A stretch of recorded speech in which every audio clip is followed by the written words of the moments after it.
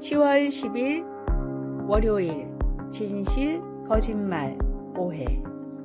2018년 야구 시즌에 시카고 컵스 코치가 더가웃 옆에 앉아있는 소년에게 야구공을 주려고 공을 던졌지만 어떤 한 남자가 그 공을 잡아챘습니다. 이 영상이 순식간에 퍼지면서 뉴스 매체와 소셜미디어들은 그 남자의 행동을 비난했습니다. 하지만 이 영상을 봤던 사람들은 그 전후 사정을 알지 못했습니다.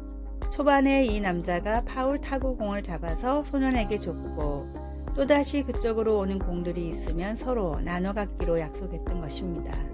안타깝게도 24시간이 지나서야 이런 사실이 알려졌습니다. 시청자들이 이미 무고한 사람을 나쁜 사람으로 만들어 해를 가한 뒤였습니다.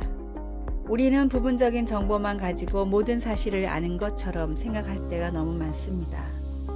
현대의 문화 속에서는 전체 이야기를 다 들어보지도 않고 극적인 영상과 선동적인 트윗의 단편만 가지고 사람들을 매도하기 쉽습니다.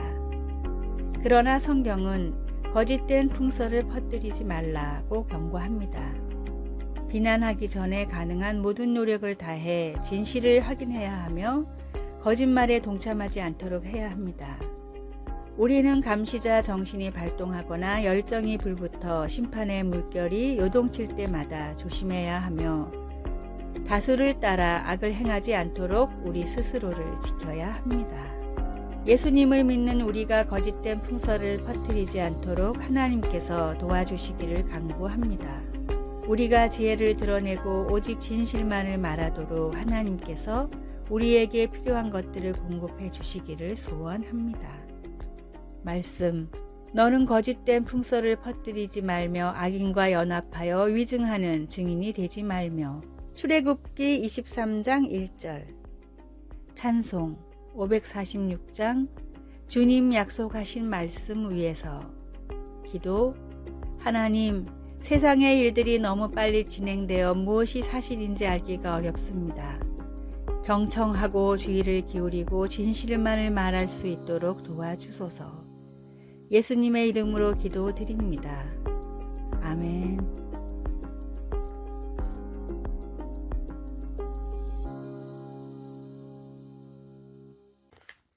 (10월 11일) 화요일. 노력으로 전달되는 사랑. 영국 브렌트 우드 지역은 다양한 이민자들이 모여 사는 우범지대로 유명합니다. 이곳에 부임한 안드리아 선생님은 첫 수업에서 아이들이 영어를 못 알아듣는다는 사실을 알고 큰 충격을 받았습니다. 어려운 환경에서 살다 겨우 이민을 온 아이들은 교육을 제대로 받지 못했기에 영어를 제대로 하는 학생이 한 명도 없을 정도였습니다. 말이 통하지 않으니 아이들은 제대로 교육을 받지 못했고 졸업을 한 뒤에는 말이 통하는 사람끼리 어울려 범죄를 저지르는 갱단이 됐습니다. 안드리아 선생님은 이 악순환의 고리를 끊어야 한다고 생각해 아이들이 사용하는 언어를 배워서 제대로 된 교육의 기회를 주기로 했습니다. 영어를 모르는 아이들을 위해 언어를 공부하다 보니 선생님은 어느새 35개 국어를 하게 됐고 결석을 하는 아이들은 가정으로 찾아가 부모님을 설득시켰습니다. 마치 계란으로 바위치기 같았던 안드리아 선생님의 도전은 브렌트 우드 지역의 학생들이 영국의 상위 5%의 학업 성취도를 내면서 꽃을 피웠고 이 노력을 인정받아 세계적으로 가장 뛰어난 교사에게 주는 지구촌 교사상을 수상했습니다.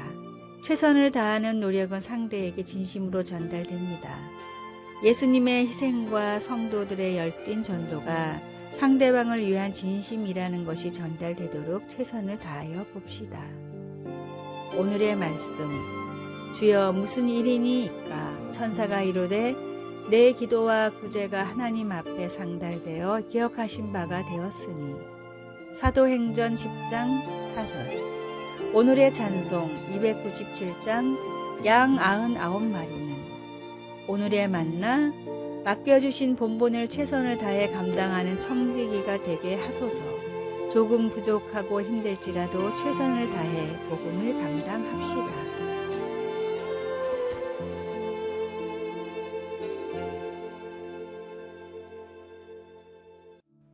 (10월 12일) 수요일.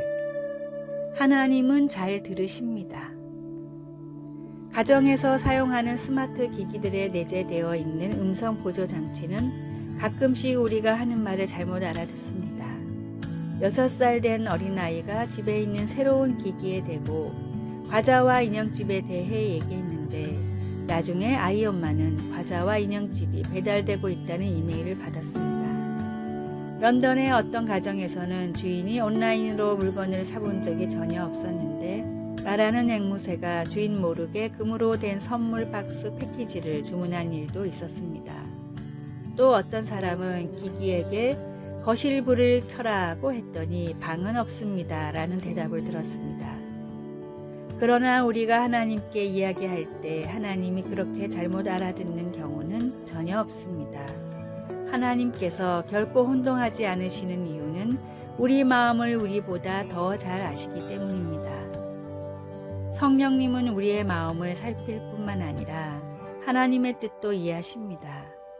바울 사도는 로마에 있는 교회들에게 하나님께서 우리를 성숙시켜 그분의 아들 예수님을 더욱 닮게 하겠다는 그분의 선한 목적을 이루시겠다고 약속하신다고 말했습니다.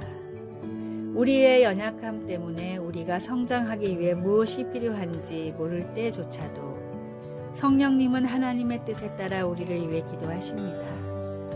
하나님께 어떤 말을 해야 할지 고민되고 무엇을 어떻게 기도해야 할지 모르겠습니까? 속마음을 진심으로 말해 보십시오. 성령님은 하나님의 목적을 이해하고 그것을 이루실 것입니다. 말씀.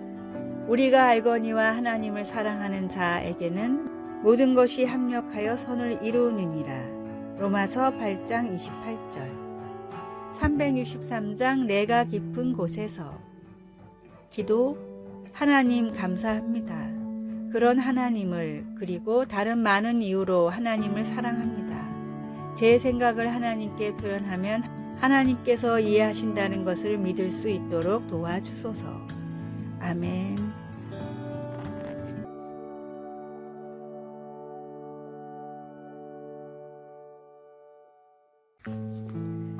(10월 13일) 목요일 특허를 포기한 이유.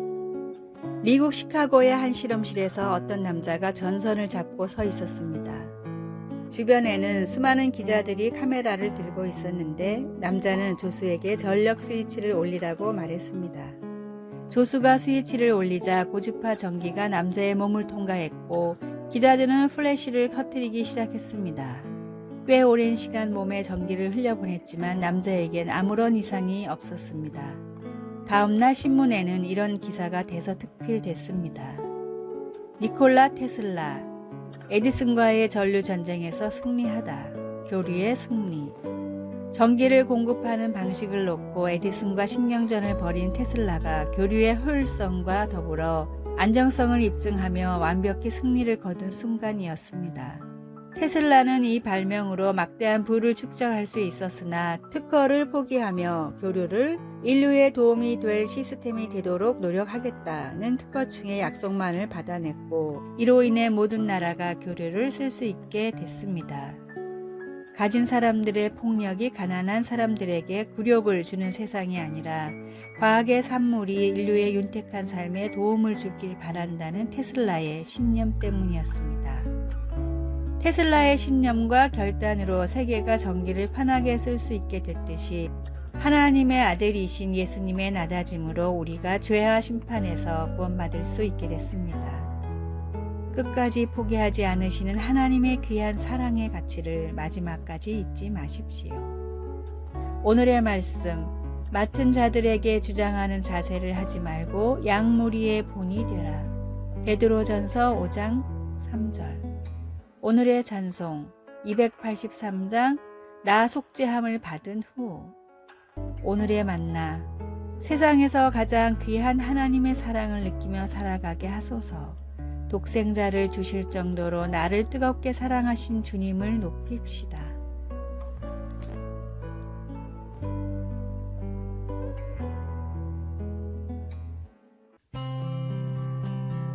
(10월 14일) 금요일. 잘 쉬는 것. 시계가 새벽 1시 55분을 깜빡이고 있었습니다. 늦은 밤에 나누었던 문자 대화가 계속 생각나 잠이 오질 않았습니다. 실타래처럼 엉켜있는 이불을 풀어 가만히 소파에 펼치고 다시 잠드는 요령을 네이버에서 찾아보았지만 하지 말아야 할 것들에 대한 정보만 눈에 띄었습니다.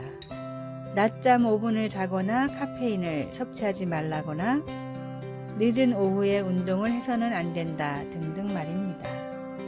태블릿으로 계속 읽어가는데 늦은 시간까지 스크린 타임을 가져서는 안 된다는 팝업도 보게 되었습니다. 잘 쉬기 위해서는 이렇게 하지 말아야 할 일들이 있습니다. 구약에서는 하나님이 휴식을 위해 안식일에 하지 말아야 할 규칙들을 주셨고 신약에서는 예수님이 새로운 길을 제시해 주셨습니다. 예수님은 규칙들을 강조하시기보다는 제자들에게 그들과의 관계를 강조하셨습니다. 수고하고 무거운 짐진 자들아 다 내게로 오라. 내가 너희를 쉬게 하리라. 이전 구절에서 예수님은 주님이 우리에게 보여주신 하나님 아버지와 하나라는 지속적인 관계를 언급하셨습니다. 예수님이 하나님 아버지로부터 지속적으로 누리셨던 도움을 우리도 똑같이 경험할 수 있습니다. 잠을 방해하는 활동들은 피하는 게 현명하지만 그리스도 안에서 잘 쉬는 것은 규칙보다는 관계와 더 관련이 있습니다. 우리는 읽던 것을 끄고 내 마음의 짐을 예수님의 내게로 오라고 초대하는 베개 위에 내려놓아야 합니다. 말씀, 수고하고 무거운 짐진 자들아 다 내게로 오라. 내가 너희를 쉬게 하리라. 마태복음 11장 28절. 찬송 287장 예수 앞에 나오면. 기도. 예수님, 주님과의 지속적인 관계 속에서 제가 쉴 수 있도록 불러주시니 감사합니다. 예수님의 이름으로 기도드립니다. 아멘. 아래의 빨간색 글자 구독을 누르시어 더 많은 전도의 열매를 맺으시기를 기도합니다.